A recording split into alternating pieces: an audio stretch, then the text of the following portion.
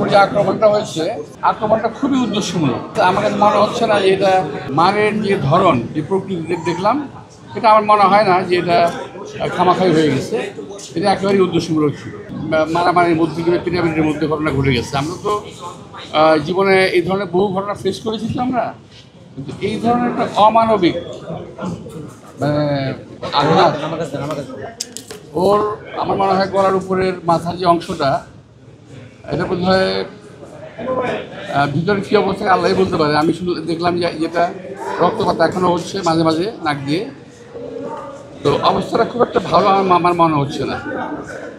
তো আমি আশা করব যে এই ঘটনা একটা সুষ্ঠু তদন্ত হওয়া উচিত, এবং যদি উদ্দেশ্যমূলক হয়ে থাকে, কী উদ্দেশ্যে তা কারা কেন করলো সেটা বের করা দরকার, এবং তার একটা বিচার একটা হওয়া দরকার যদি উদ্দেশ্যমূলক হয়ে থাকে। তবে মারের যে ধরন, যে প্রকৃতি দেখলাম, এটা আমার মনে হয় না যে এটা খামাখাই হয়ে গেছে।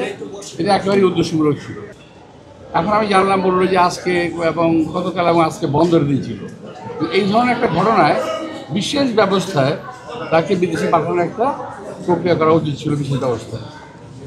এটা হলো এক নাম্বার। আর সেকেন্ড হলো, যেখানে পাঠাবে, ওয়ালটন এখন দেশের সীমানা পেরিয়ে পৌঁছে গিয়েছে 50টিরও বেশি দেশে। ওয়ালটন, ঘরে ঘরে বিশ্বজুড়ে। বিদেশে পাঠিয়ে দিলাম, সব কিছু শেষ হয়ে গেল, এটা কিন্তু বিষয় না।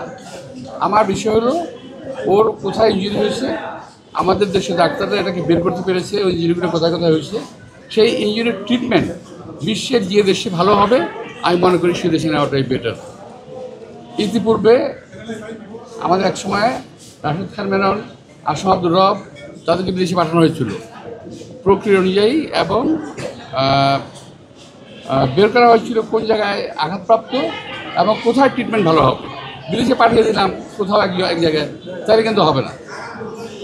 যদি উদ্দেশ্য থাকে ভালো করার, তাহলে যেখানে ট্রিটমেন্ট করলে ভালো হবে সেখানে তাকে ট্রিটমেন্ট করতে দেওয়া উচিত।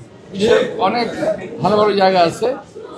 আমি যেটা আমার সাধারণ জ্ঞান, এই বয়স পর্যন্ত যেটা দেখেছি, আমি এই বয়সে এই ট্রিটমেন্টটা খুব প্রপারলি হবে যদি পশ্চাত্যের কোনো দেশে করা হয়।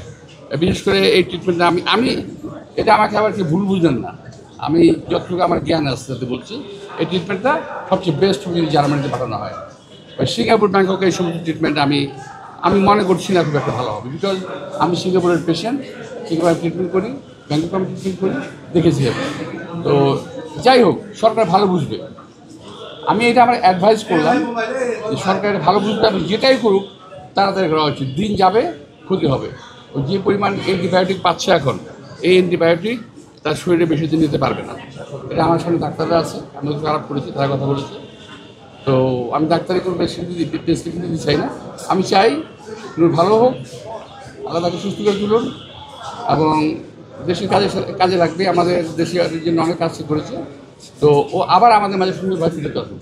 তো এই জন্য সরকারকে আমি অনুরোধ জানাবো, যেখানেই হোক ট্রিটমেন্ট করার জন্য তাকে একটা ভালো জায়গায় এবং ভালো তত্ত্বাবধানে, দয়া করে পাঠিয়ে দিয়ে ক্ষান্ত হবেন না, এবং ভালো একটা তত্ত্বাবধানে যে তাকে যেন রাখা হয়।